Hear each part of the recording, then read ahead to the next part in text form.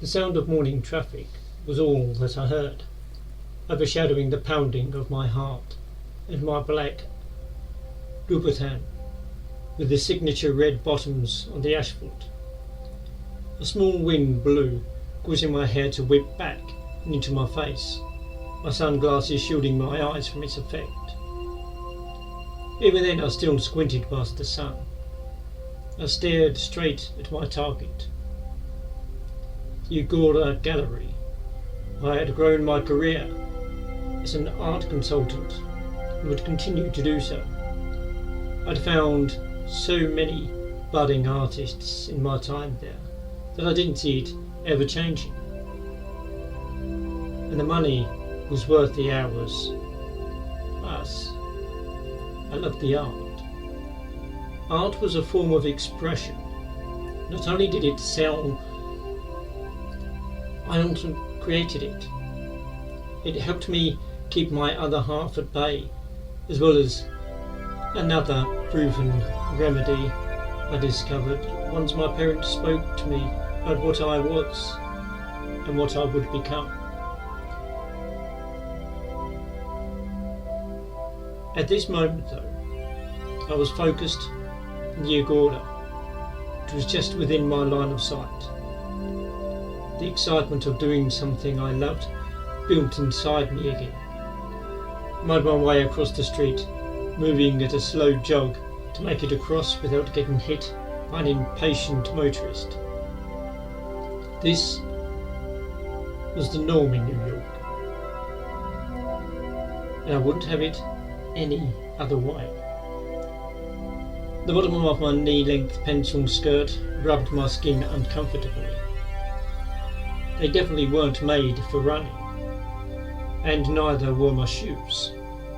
I slowed my pace to a brisk walk and finally made it to the glass and metal doors, swinging. One open. The cool air of the air conditioning was like an invisible wall. I sighed in relief as my body revelled in it for just a moment as it adjusted to the change right inside the doors. Blythe darling, my boss, a slender woman with kind brown eyes and a broad smile, came around the corner with arms outstretched. I tried to remain professional, but she couldn't help but give me a hug once I entered the doors, and I couldn't turn her down. I am so happy for you, so happy to see you. She took me into her embrace and I returned it, not wanting to offend her. She pulled away from me, hands on my shoulders, and took in my appearance. I hoped my crisply pressed white button down was up to her standards. When she smiled warmly at me, I knew all was well. Hello, Hannah. How was last night's exhibition? We had recently booked a brand new artist, and his work was fresh and imaginative. Well, as imaginative as abstract art could get. You had to really want to see it to understand it, which is why I truly loved his work. Unfortunately, I could not make the presentation due to a previous engagement.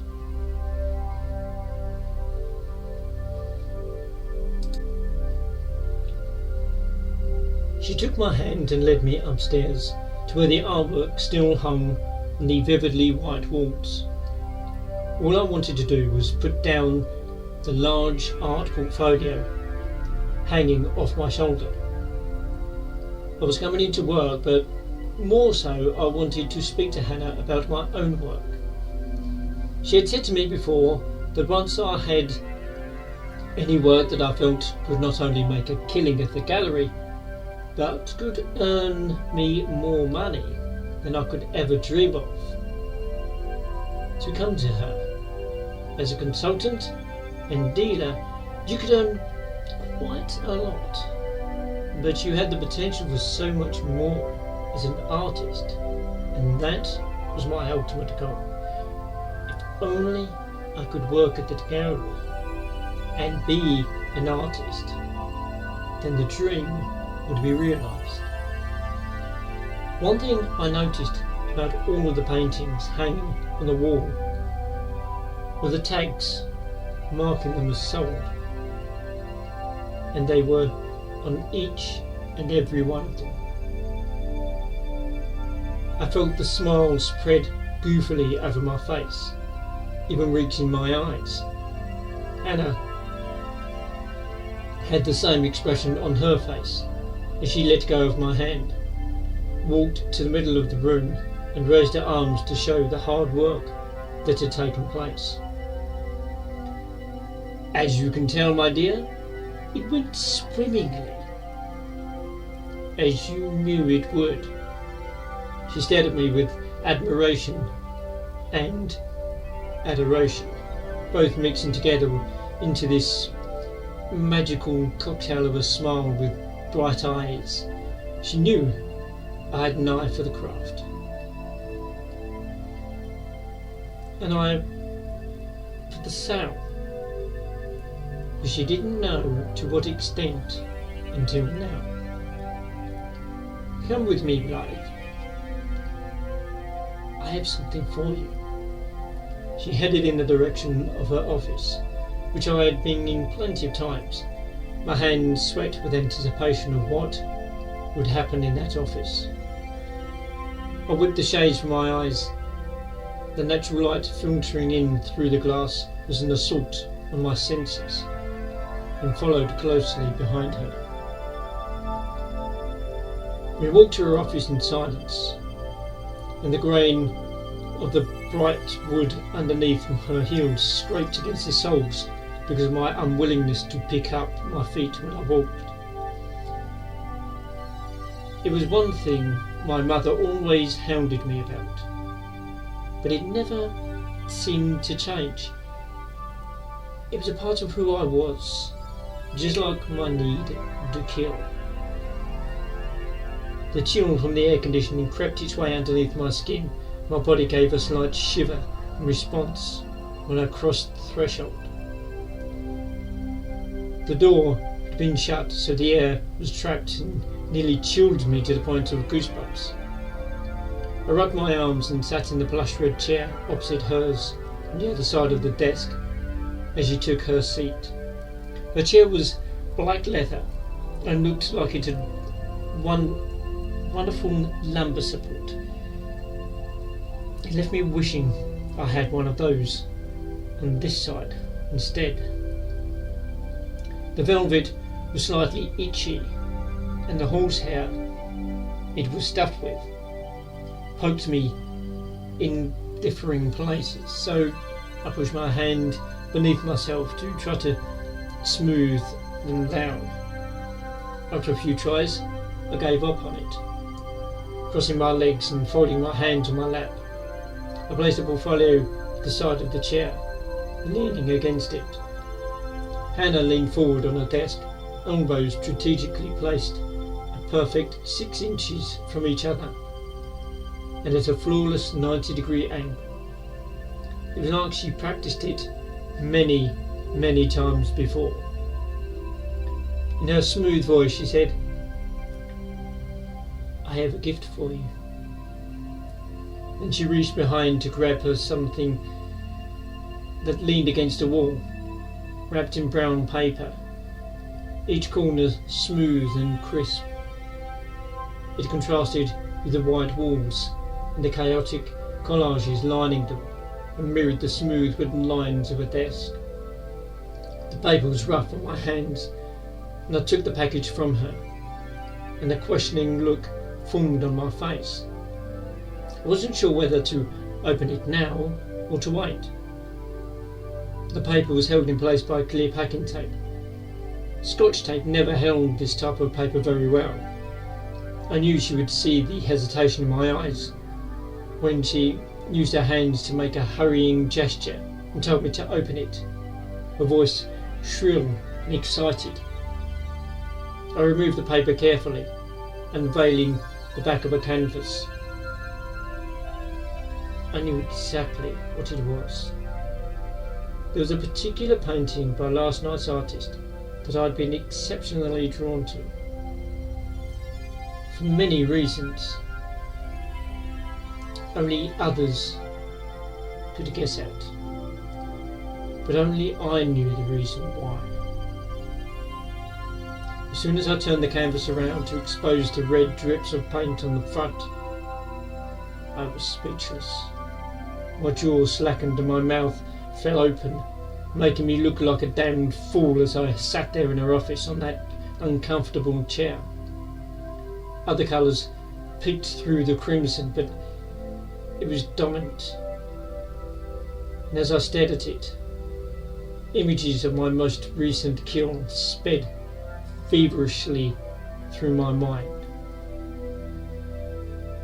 My fingers ran over the paint of their own accord, the mix of rough and smooth textures amazing underneath my fingertips. I could see the man whose name I couldn't remember with eyes wide. Could hear his screams.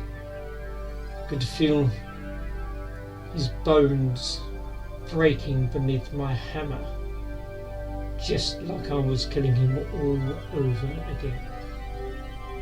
The warm feeling signalling the change within me began to spread from my core and out toward my limbs. I had to stop this. This wasn't the time or the place. I had to satiate the murderous instinct soon, or it would just rule me. The painting said so many words without having to utter a single syllable, and woke up that part within me that wanted to maim and slay. I folded the paper back over it and smiled at Hannah in appreciation for what she had done for me.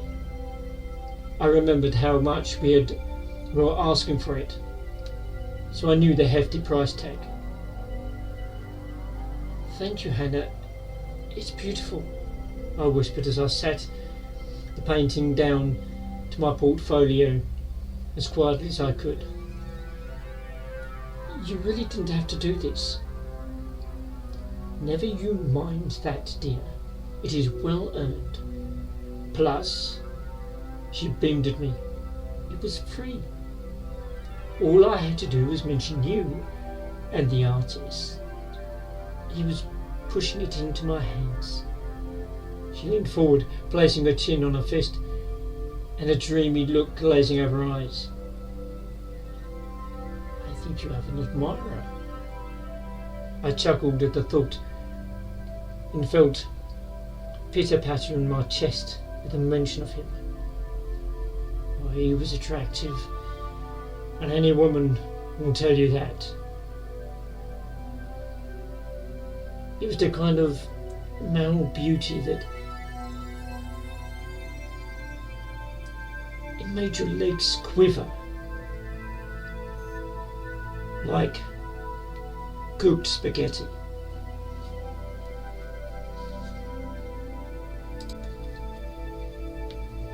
But I couldn't take the risk. He was high profile and well known. I couldn't take the risk of bringing him to my apartment just for the part I had to call Hyde, killing him in that red room. I had no control over it, and only she had the power to make that choice. It was a curse, literally. It had been placed on our family since long before recorded history, so there wasn't much we knew about it. That was until the work made famous by Robert Louis Stevenson. Stevenson had somehow dug up our family secret and exposed it to the world, speculating on the details of its origin to scare people. which he rightfully did. Since the death of my parents, I never got to learn how to control the urges from family knowledge. I had learned it all myself, from the monster herself, and it had taught me so much. You saw all of the stories coming from that particular work, and each one was all full of Hollywood drama. If only they knew the truth. Not only did they have no idea that only one of us out of a generation in a family were born this way, but this monster was bound to us, to our very soul, which is why the transition felt so natural, at least to us. I looked her straight in the eye and told her, I guess I need to thank him then. Hannah winked and suggested, you can thank him all right, dear. You definitely should. I knew exactly what she meant. Anyone besides me would have blushed. I just smirked at her and let her think that what she wanted. We had grown close during my time here, so this kind of repartee I didn't mind. Not that I was shy or anything. Hannah clapped her hands together and stood from her chair, smoothing her baby blue shirt down where it had wrinkled when she sat. Now, as much as I'd love to sit here and chat about boys all day, there is work to be done. He's coming in today to take an inventory on what's sold. He'll be happy to know all of it did. She beamed at me as I collected my things and stood with all the grace I could muster in stiletto heels. The he we had been discussing was going to be the man I would let get away.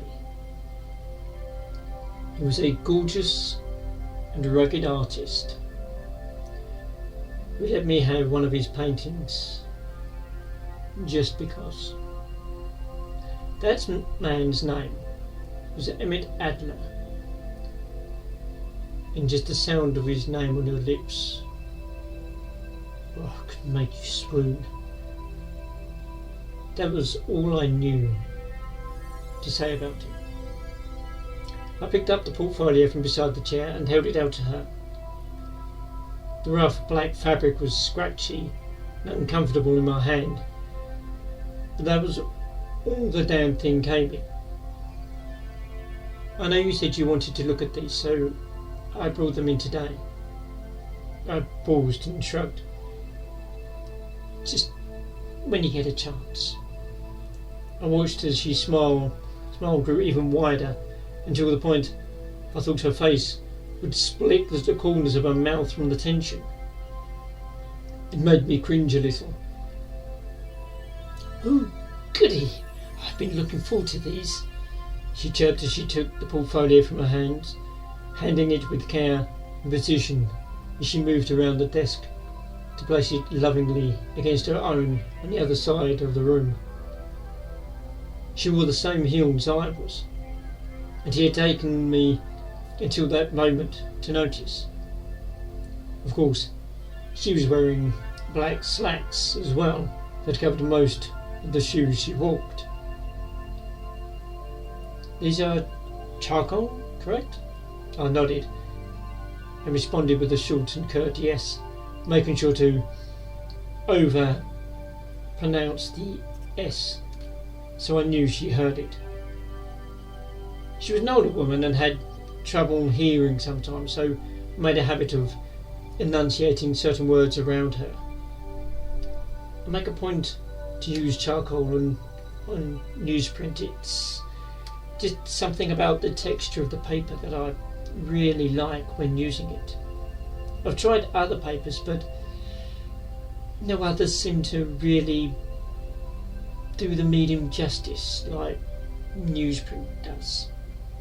She looked at me, then a considering look crossing over her face.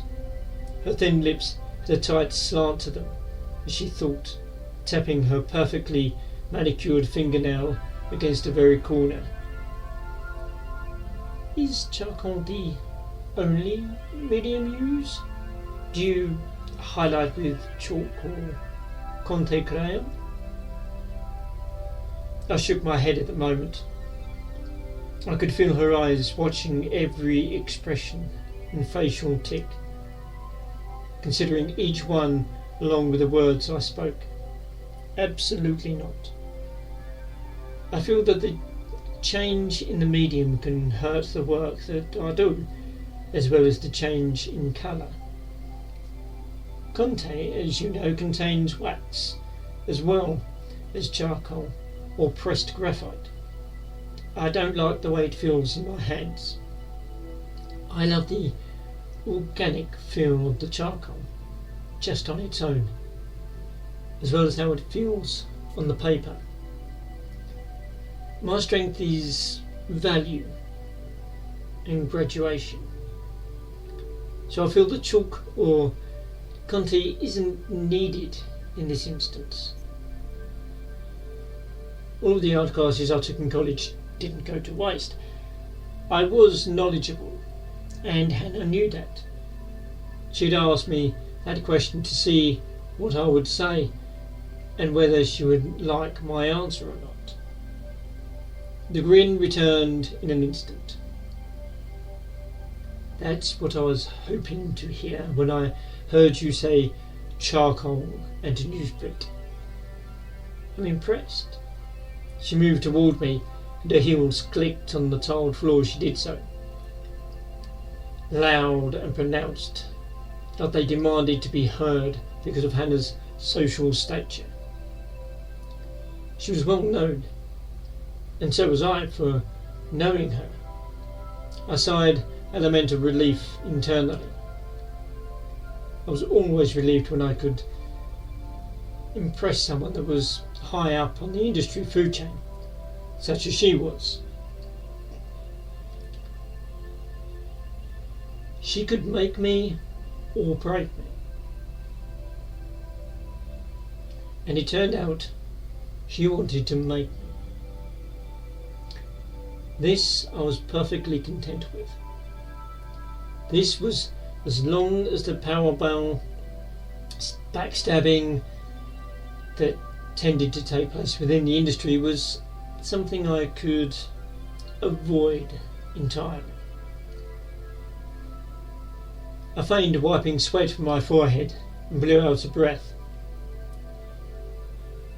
It's always good to hear I can still impress you after all this time. Pointing to the portfolio, I said, I only hope you enjoy looking at them and dissecting them just as much as I did drawing them, Hannah. I know you have talent. I'm just glad to be one of the first to see it. The conversation in office ended with us shaking hands and me breaking through the doorway with mock enthusiasm. While I was excited, I had more of an inclination to internalise it.